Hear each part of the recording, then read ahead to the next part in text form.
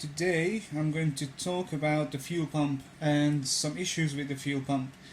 Every now and then we experience problems with the pump.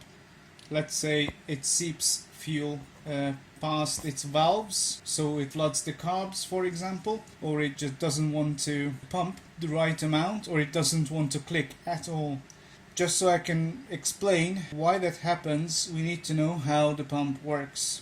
Essentially, this is a diaphragm pump, which means you have a diaphragm right here which moves back and forth, and with that it acts like a plunger in a syringe. So it sucks some fuel in, then it pushes some fuel out, then sucks some fuel in, pushes some fuel out.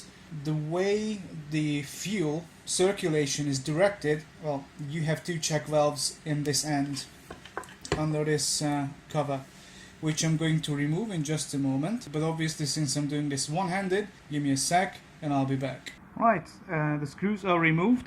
Even this one is removed. I just left it in there to point something out. In order to make everything fit back into its original position, I would recommend indexing the bits that you take off. So that's where the yellow bolt is. And I just marked the plastic housing and the metal housing just in case everything comes together, or we need to pull everything apart. So it's indexed together so we can make sure it's assembled correctly. Now if we open the pump up, you'll see, you see that this thing, the end plate, has a rubber gasket on it. It's essentially baked on, and in there you can see the check valves right there. Now if the pump seeps fuel past it, more than likely these check valves are gunked up, or there's some debris in the fuel which makes these little check valves stick open or something along those lines. Obviously, once this is off, you can clean it with some carb cleaner. This is the inlet valve which lets fuel in, and this is the outlet valve which lets fuel out. So when the plunger moves back, that is going to create suction, which is going to pull fuel in through that nipple into this chamber through that check valve. That fills up the chamber behind, and when the plunger comes back, that is going to push the fuel out this check valve into this chamber, and it comes out through the outlet, as you can see. Now obviously this pump is in a really good condition because it's a fairly new one. It was purchased in 2016, and yeah, so basically you can clean this chamber if you experience any fuel seeping past the fuel pump, flooding the carbs or anything like that. Obviously, if your carbs are flooding, probably you have other issues like the float valve is not closing properly. But that's what the pumping chamber looks like on the back of the pump. I'm going to show you the other side, the electrical bits, in just a moment. So everything's reassembled, the end plate is back in place, and I paid attention to the index marks. So that's the part you have to check if you have fuel seepage problems or anything like that. If you have electrical problems, so it clicks or it doesn't click, or it clicks a few times then it stops or whatever. So if you have electrical problems, that's usually due to the other end. That is where the diaphragm is, at that collar sort of thing, where it widens. And inside this metal housing you have electromagnetic coil. In the center of the coil you have a metal plunger, and the plunger has a return spring, so it's always pushed forward when the coil is not energized.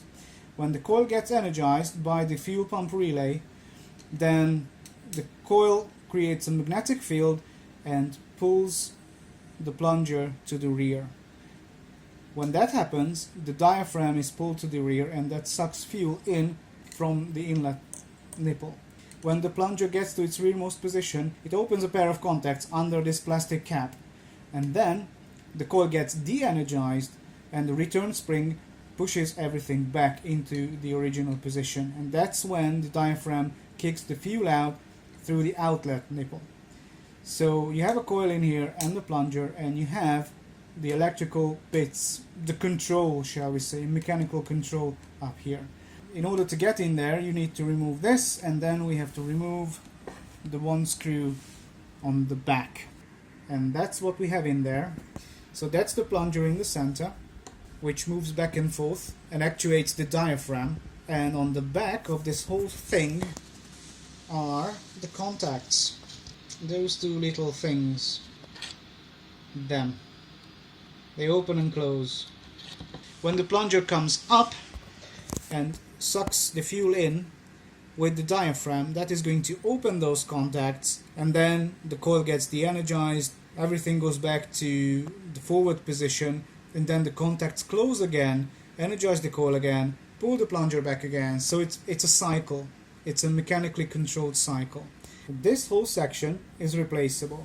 That whole assembly, the electromechanical bit, is replaceable. There's a Japanese company called Tormax, and they sell a kit, the FPS 900, which is essentially a Mitsubishi fuel pump rebuild kit that contains this whole assembly.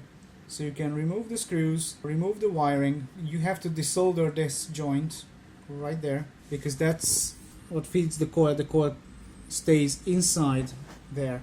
So if you have burned contacts or anything like that, like I showed you with the relay, that can happen here as well. So if you have burnt contacts, this part is replaceable with a Tormax FPS 900. So yeah, you can rebuild your fuel pump.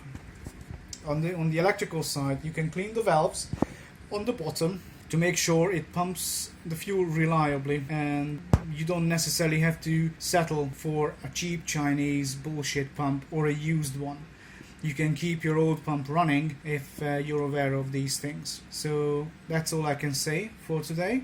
Hopefully it's any use to you. Don't subscribe, and have a good day.